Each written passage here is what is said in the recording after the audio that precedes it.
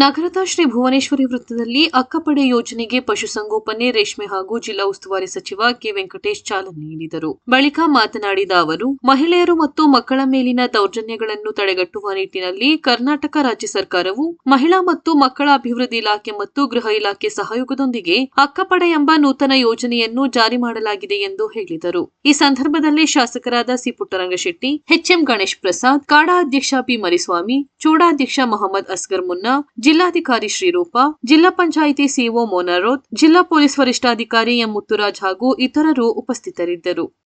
ಮಾಡುವುದರ ಮುಖಾಂತರ ಅಕ್ಕಪಡೆ ಗಸ್ತು ವಾಹನಕ್ಕೆ ಚಾಲನೆಯನ್ನ ನೀಡಬೇಕು ಹಾಗೂ ಚಾಮರಾಜನಗರ ಜಿಲ್ಲೆಯ ಪೊಲೀಸ್ ಇಲಾಖೆಗೆ ಅಕ್ಕಪಡೆ ಗಸ್ತು ವಾಹನವನ್ನ ಹಸ್ತಾಂತರಿಸಬೇಕಾಗಿ ಕೇಳ್ಕೊತಾ ಇದ್ದಾರೆ.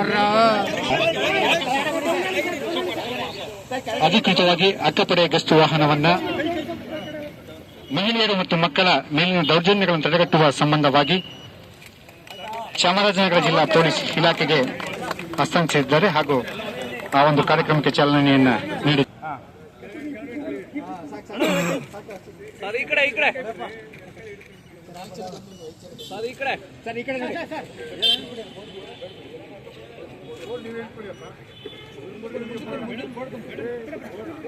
ಅತ್ಯಾಚಾರ, ಲೈಂಗಿಕ ಕಿರುಕುಳ, ಮಾನವ ಕಳ್ಳ ಸಾಗಣೆ, ನಿರ್ಲಕ್ಷಣಾ ಕಿರುಕುಳ, ಬಾಲ್ಯ ವಿವಾಹ, ಪೋಕ್ಸೋಂತಹ ಪ್ರಕರಣಗಳಿಂದ ಮಹಿಳೆಯರು ಮತ್ತು ಮಕ್ಕಳ ಮೇಲೆ ಮಾನಸಿಕವಾಗಿ ದೈಹಿಕ ಎಲ್ಲ ಜಿಲ್ಲೆಗಳಲ್ಲೂ ಒಂದು ಇದರಲ್ಲಿ ಪೊಲೀಸ್ ಮಹಿಳೆಯರು ಸಮಾಜ ಕಲ್ಯಾಣ ಮಾಡ್ತಾ ಇದ್ದಾರೆ. ಎಲ್ಲೆಲ್ಲಿ ಶಾಲೆಗಳು ಮತ್ತು ಕಾಲೇಜುಗಳು ಮತ್ತು ಈ ಸಂಸ್ಥೆ ಸಮಾರಂಭ, ಜಾತ್ರೆಗಳು ಇಂಥ ಕಡೆ ಗಸ್ತು ಮಾಡ್ತಾ ಇರ್ತಾರೆ ಡೈಲಿ ಬೆಳಿಗ್ಗೆ ಸಂಜೆ. ಅದೇನಾದರೂ ಮಕ್ಕಳಿಗೆ ಅಥವಾ ಮಹಿಳೆಯರಿಗೆ ಏನಾದರೂ ಅತ್ಯಾಚಾರ ಮಾಡ್ತಕ್ಕಂಥ ಸಂದರ್ಭದಲ್ಲಿ ಅವ್ರು ರಕ್ಷಣೆ ಮಾಡ್ತಕ್ಕಂಥ ನಮ್ಮ ಕ್ರಮ ತಗೊಳ್ಬೇಕಂತ ಉದ್ದೇಶದಿಂದ ಈ ಅಕ್ಕಪಡೆ